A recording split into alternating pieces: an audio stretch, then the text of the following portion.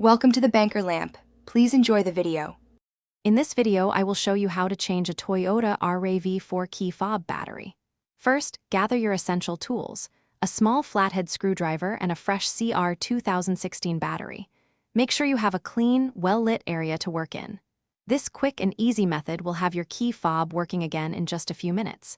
It's a straightforward task that anyone can do at home, saving you a trip to the dealership.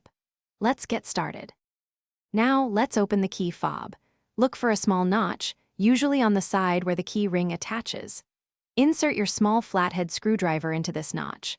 Apply gentle pressure and twist the screwdriver slightly to pry the two halves of the fob apart. Be careful not to use too much force, as the plastic can be delicate. The goal is to separate the casing without causing any damage to the internal components.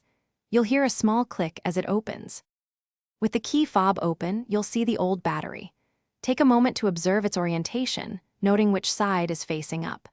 Gently use your screwdriver to pop out the old CR 2016 battery.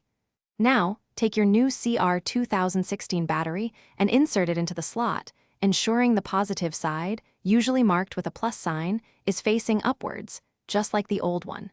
This ensures proper contact and functionality. Double-check its placement before closing the fob. Finally, it's time to reassemble your key fob. Carefully align the two halves of the casing and press them together firmly until you hear a satisfying click, indicating they are securely snapped shut.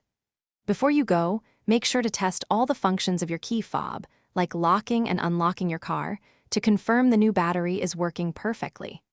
And hey, while you're upgrading, why not upgrade your socks too? Check the description for a link to Darn Tough socks and other great deals. Thanks for watching. Thanks for watching. If this was helpful, leave a like and consider subscribing. See you next time.